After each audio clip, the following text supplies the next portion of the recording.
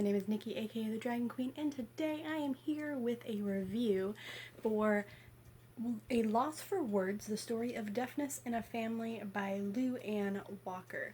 Now, I got this book a couple of years ago, actually, from the bookstore at my school. Now, this book was a requirement for reading for my ASL 2 class, but we never got around to reading it for some reason, so I wanted to read it now. I took ASL purely because of the interest in the language. It had nothing to do with language requirements. It was just curious, and I fell in love with the alphabet of ASL when I was in like 7th grade, and that just kind of took from there. So this book follows Lou Anne Walker, who is a hearing child born to parents who were deaf. Now, her parents both became deaf due to illness or due to an incident that had occurred. Neither were born deaf, and nobody else in their family, other than like an uncle, is deaf. So it's not hereditary. It's not an issue where the rest of the family understand. And it was also based in a time where her parents, when they were younger, it was the early 1900s, like at the latest 1920s.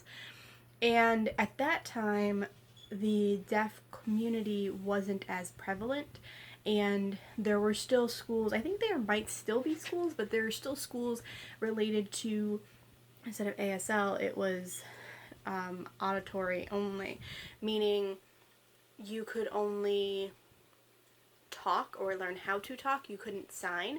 So there's schools dedicated to teaching these kids how to sound out words, even though they couldn't hear it, by touching the throat and feeling the vibrations and feeling the way the mouth moved to try to force that. It followed her not fully understanding, growing up a little too soon, learning how to become an interpreter at a young age to do things like call for doctor appointments or call for emergencies, or translating for family and friends and strangers, and the looks that they got from signing out in public and stuff like that. So it was pretty interesting to read it from the perspective of a hearing child growing up to two deaf parents and seeing how she saw education through their eyes. So she, at a young age, had to proofread their letters. They couldn't write appropriately because they didn't learn a language early on. Her mother had heard words, but the only thing she had ever said before she became deaf was mama, and the father had never heard or had never learned how to talk. So they both had a disadvantage. And it was also like her uncle who was also deaf, married a deaf woman, and she would get letters from them that were just appalling in the sense of grammar and spelling, because they didn't know how to properly speak English, because it's a completely different language. So for example, instead of saying a red car, they would say car, I think this is car, but car red, and that's probably not the right sign, but they would say it that way.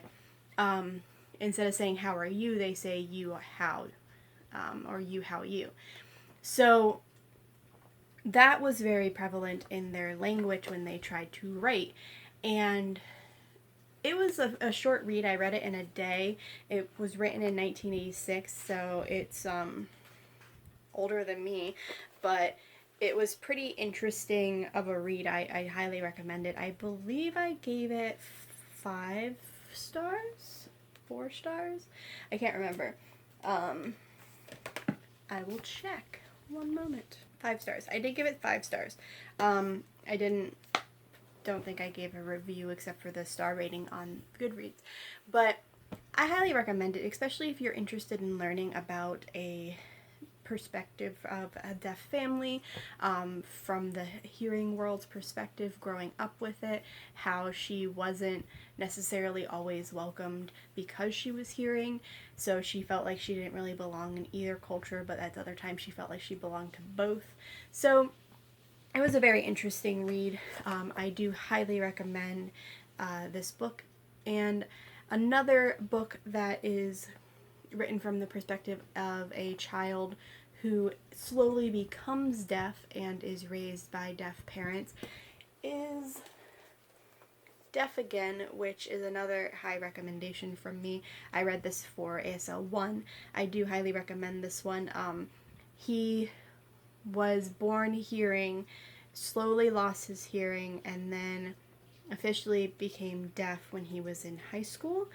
And it's called Deaf Again because he explains how it wasn't until later in his life that he joined the Deaf with a capital D community and officially became deaf with a capital D instead of deaf with a lowercase d, and how deaf with a lowercase d is just I can't hear, and deaf with a capital D is meaning you're part of the community and part of the family, and like an activist, so to speak.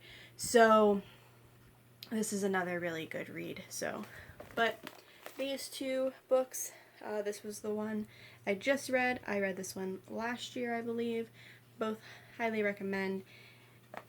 Have you read any other books about the deaf community or someone who is hard of hearing or deaf and what they're going through?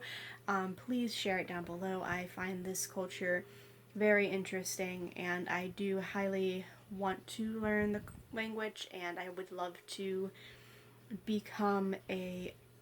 One day I would like to adopt a deaf child.